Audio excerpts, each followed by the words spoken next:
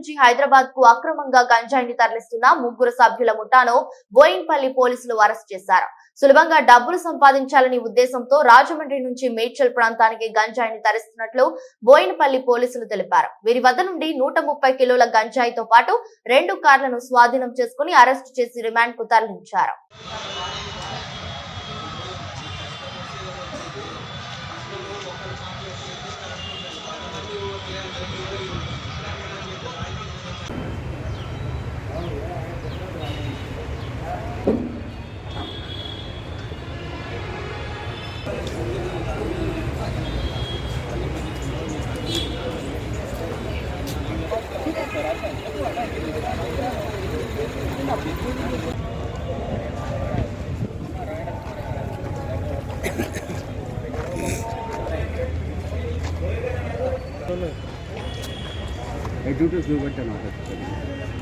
చిన్న piece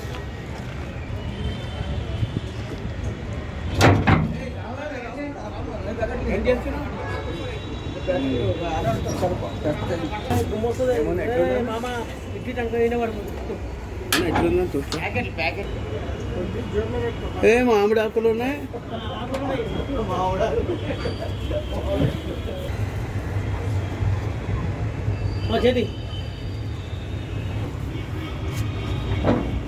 check कर रहे थे, व्हीकल चेकिंग कर रहे थे.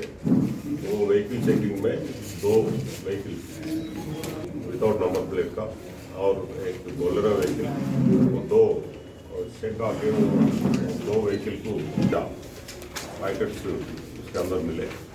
वो पूरा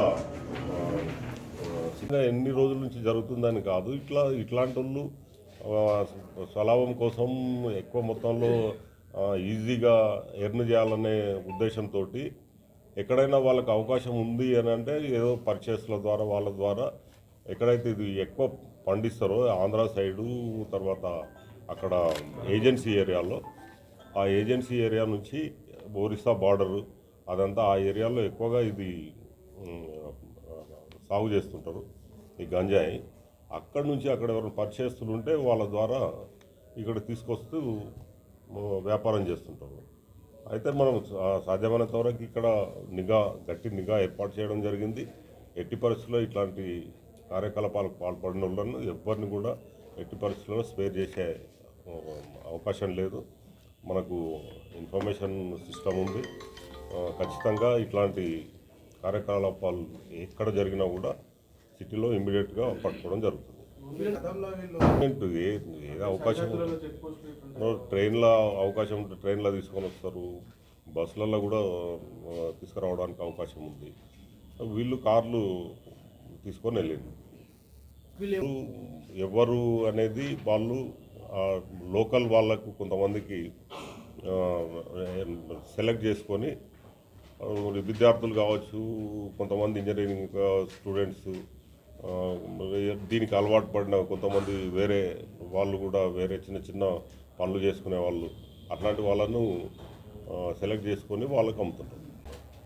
9:30 ప్రాంతంలో ఒక నమ్మదగిన సమాచారం మేరకు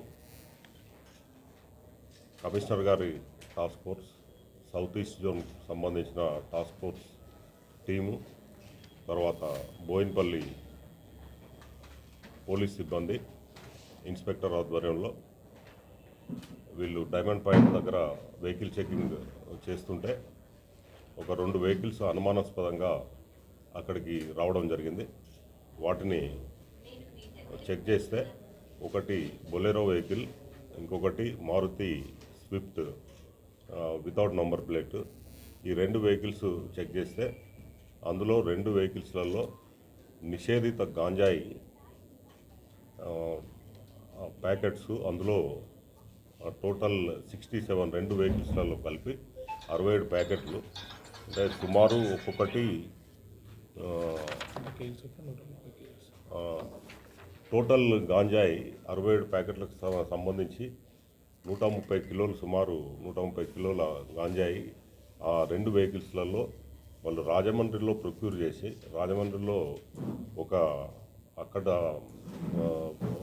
రంజన్ అనే వ్యక్తి దగ్గర కొనుగోలు చేసి అక్కడి నుంచి మేడ్చల్ తర్వాత హైదరాబాద్ ప్రాంతంలో వీటిని ఎక్కువ ధరకు అమ్మడానికి తీసుకొని వస్తుండగా పట్టుకోవడం జరిగింది. అందులో ఆ 2 కార్లలో 3 వ్యక్తులు వాళ్ళు అక్కడ నుంచి రాజమండ్రి నుంచి ధర్మేంద్ర అని చెప్పి వీళ్ళకి సంబంధించిన వ్యక్తులే. వాళ్ళు ఆ రంజన్కు పరిచయస్తులు. ఆ పరిచయంతో వీళ్ళను తీసుకెళ్ళి ఈ వ్యాపారం చేద్దామని చెప్పి ఆ ఇద్దరు తీసుకెళ్ళి వాళ్ళకి పరిచయం చేయడం జరిగింది. అక్కడ ఆ రంజన్ను వీళ్ళకి కల్పించి వీళ్ళ దగ్గర నుంచి ఒక 6 lakhs ఏదైతే ఈ 130 కిలోల గాంజాయి ఉందో దానికి సంబంధించి అతనికి రంజన్కు పే చేయడం జరిగింది. ఆ మంగిలాల్ తర్వాత ధర్మేంద్ర కూడా దాంట్లో కమిషన్ కూడా తీసుకోవడం జరిగింది. తర్వాత వీళ్ళందరూ కలిసే 5గురు కలిసి ఈ వ్యాపారం చేయాలని చెప్పి నిర్ణయించుకొని ఈ గాంజాయి అక్కడి నుంచి రాజమండ్రి నుంచి ఇక్కడికి తీసుకువస్తూ ఇక్కడ మాకు సమాచారం మేరకు దొరికిపోవడం జరిగింది. వాళ్ళను పూర్తిగా నిన్న ఈ ఏదైతే ప్రొసీజర్ ఉందో ఆ ప్రొసీజర్ ప్రకారం అన్ని చట్ట ప్రకారం వాళ్ళను ఇంట్రాగేషన్ చేసి తర్వాత సీజరు ఇవన్నీ చేసి నిన్న ఈవినింగ్ పోలీస్ స్టేషన్కు తీసుకొని రావడం జరిగింది. మిగతా 3 కోసం 3 పరారీలో ఉన్నట్టు చూపించడం జరిగింది. వాళ్ళను త్వరలోనే వాళ్ళను కూడా పట్టుకొని వాళ్ళను కూడా కోర్టులో హాజరుపరచడం జరుగుతుంది. యాక్చువల్గా వీళ్ళు చాలా ఏళ్ల క్రితం రాజస్థాన్ నుంచి వచ్చి ఇక్కడ జీడిమెట్ల దగ్గర స్థిరపడి ఉన్నారు. రకరకాల బిజినెస్లు చేసుకుంటుండ్రు. కొంతమంది నూడిల్స్ బిజినెస్ చేస్తుండ్రు. ఏమన్నా ఆయన అతను తర్వాత మిగతా ఇద్దరు కూడా ఇక్కడ చిన్న చిన్న బిజినెస్లు చేసుకుంటూ ఎక్కువ మొత్తంలో ఈజీగా సంపాదించాలనే ఉద్దేశంతో ఈ మంగీలాల్ ధర్మేంద్ర అనే వీళ్ళ ద్వారా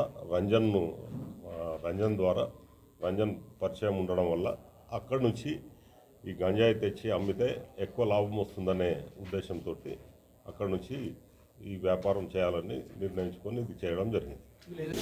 చాలామంది 3-4 రోజులు సెలవులు వస్తాయి కాబట్టి సొంత ఊర్లకు వెళ్ళడానికి చాలామంది వెళ్తూ ఉంటారు. అట్లా వెళ్ళే వాళ్ళు ఇక్కడ వాళ్ళ ఇంటిని చాలా జాగ్రత్తగా వాళ్ళ ఇంట్లో ఉన్న విలువైన వస్తువులు, బంగారు ఆభరణాలు కానివ్వండి, క్యాష్ కానివ్వండి, ఇతర విలువైన వస్తువుల్ని చాలా జాగ్రత్తగా వాటిని భద్రపరుచుకొని వెళ్తే బాగుంటుంది.